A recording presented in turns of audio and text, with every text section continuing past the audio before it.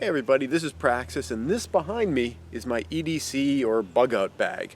I've been carrying this around for some time. I think it's a great way of just being prepared for all the little kind of bumps in the road that life throws at you.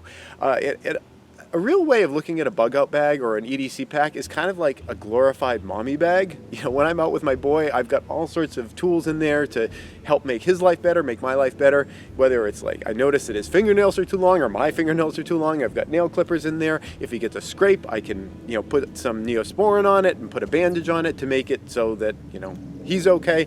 If I'm hungry and I want granola bars or even a lock-picking kit or medicines in there, aspirin, ibuprofen, that kind of stuff, there's all sorts of stuff that I keep in my EDC bag that improves the quality of my life and makes it so that when I get a curveball thrown at me, it's not quite as bad. So I love the idea of having an EDC pack. But for some people who are interested in getting into it, there's kind of a cost prohibition against it. Like this pack right here, it was like it was right around a couple $100 for that pack. And a lot of the times, you get what you pay for. There's a lot of garbagey backpacks out there. They're going to fall apart, that don't have a lot of compartments, that are just kind of difficult to organize. When I was buying my pack, I was like, okay, this is something that's going to be a big part of my life. I don't mind spending a couple $100.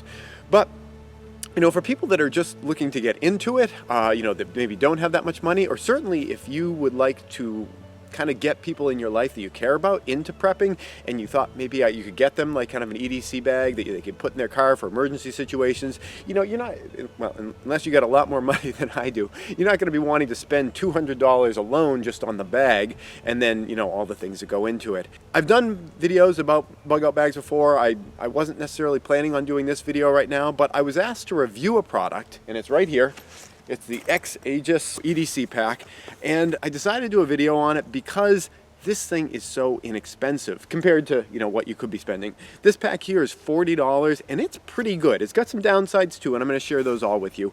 But this is a pretty good bag. This is the kind of bag, if you had people, not if you have like hundreds of people on your Christmas list, but if you had a few people on your Christmas list that you wanted to maybe get them into prepping, you want to, get something that they could put in their car to have with them in an emergency situation to make their situation a little bit better, this could be a pretty good option for you. So I wanted to share it with you. I'm going to go through just some of the features on it, again, some of the downsides on it, and just the fact that this has downsides. Every bag has downsides. This one over here, I've had to add things to this. I put sunglasses on there. I mean, sunglasses are something that I think are really important for an EDC kind of pack because, if it's really bright, especially if it's winter and there's just like sun glaring off all the snow and everything, you can give yourself a headache and get really uncomfortable. So sunglasses are something I think are kind of important to have on an EDC pack, and there was nowhere to put them on this pack.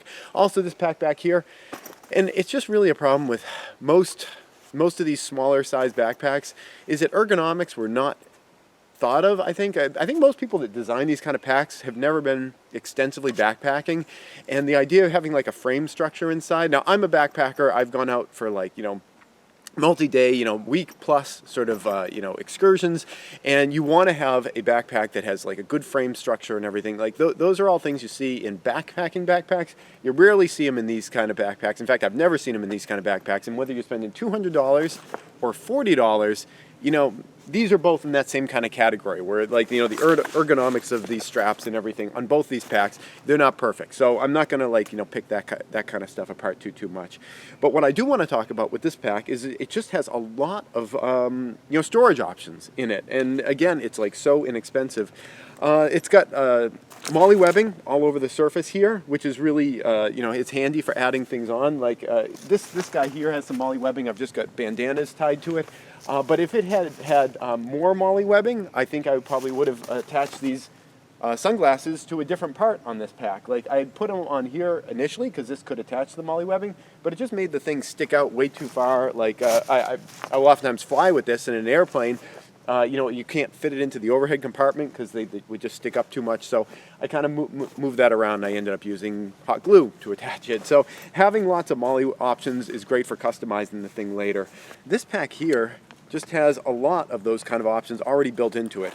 It's got a small section right at the top, which is great for the things you might want to grab a lot. Like if it's EDC, you might want to have your wallet and keys and all that kind of stuff in there.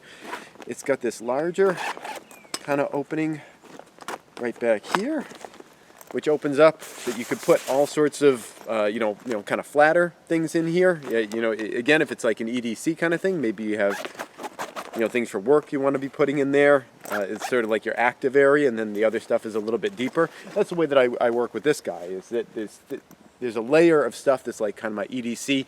I carry all the time stuff, and then I have one pocket that I sort of add things like whatever I'm doing on that kind of day. It has the large pack here, which I think is kind of designed for sort of like a laptop area, and you could put a laptop in here.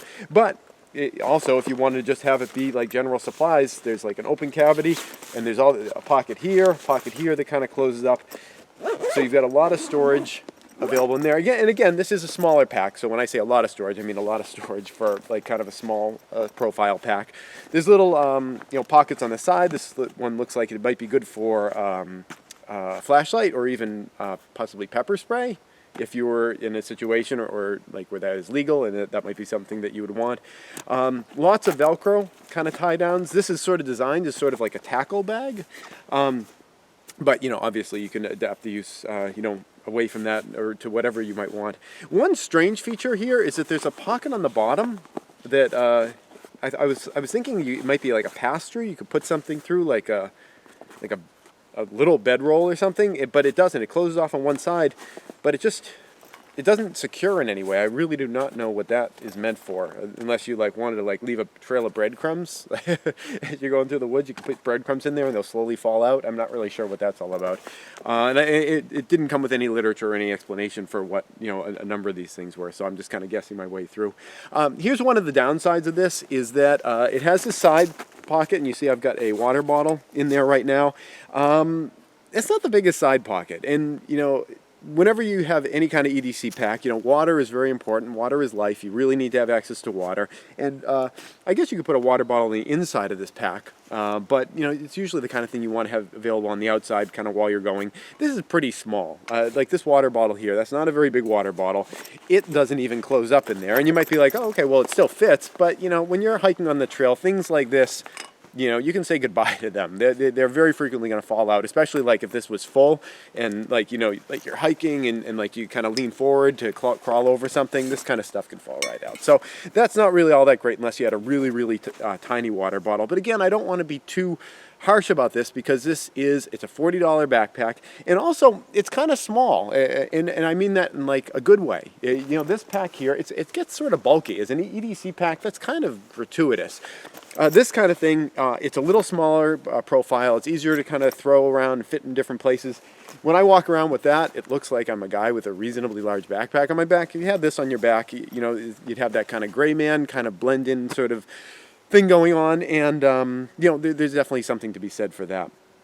So this would be like kind of a downside to it. Another downside to it, and I said I wasn't going to pick on this too much, because I think all of these packs, they tend to have ergonomics issues. Oh, by the way, there's another place you can store stuff right underneath here, and I guess you could maybe rigidize the inside of this a little bit if you put something kind of stiff in there, but one of the ergonomic issues of this thing here is just this, the way that it kind of goes around the neck. Often those backpacks, they'll be a little bit wider, and it'll kind of go around your neck. This one, it kind of rubs a little bit, and I tend to be a little bit persnickety when it comes to this area. If I get a lot of stress or pressure from a pack on this part of me, on the tendons around my neck, it can give me a headache after I'm like hiking for a while, so I tend to be a little bit picky about that. If that's not an issue for you, I guess it's not an issue for you. But this particular pack, I feel it's like kind of tight up around the neck, and I'm not like a guy with a particularly like large beefy neck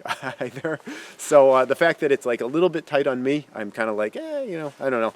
But again, I see this as being more of the kind of thing that it would be like a present. You could pre-pack it with some things for somebody, and you could say, this is something you can keep in your car, and if there's ever an emergency, it'll be there for you. And if you do that, I would highly suggest to put in things that people are actually going to use on an ongoing basis.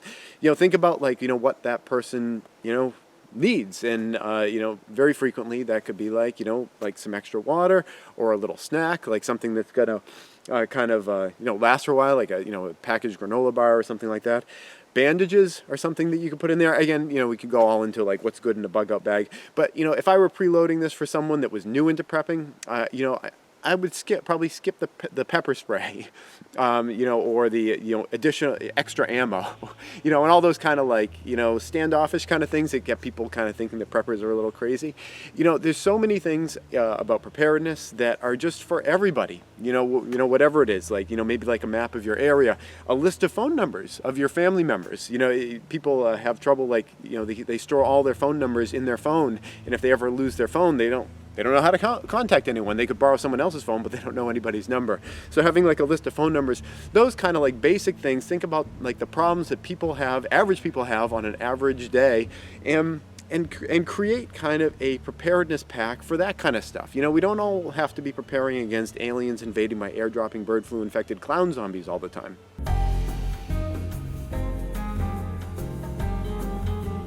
There are all sorts of average things that happen every day, and I think that's a great way of getting people into prepping and preparedness, is help them with problems that they actually have on an ongoing basis.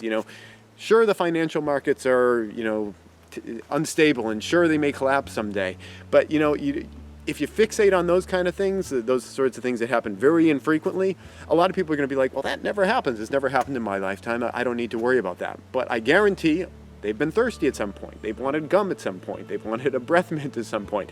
I know that seems kind of silly, but if you start people down the road of preparedness by prepping against the sort of the little hassles and issues that they have in their life, very likely they're going to start growing and be like, oh, there's this other thing that happened to me once. I'd like to be prepared against that because that was kind of a pain in the ass. That's how I got into prepping. That's how a lot of people I know got into prepping.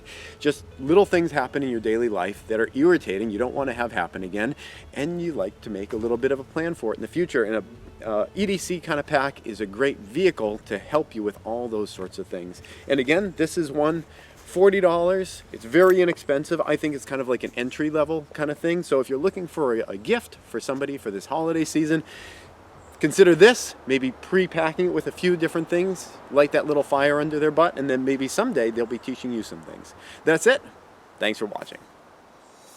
Please subscribe for new videos all the time. And if you'd like to support this channel, you can do so either through Patreon or PayPal.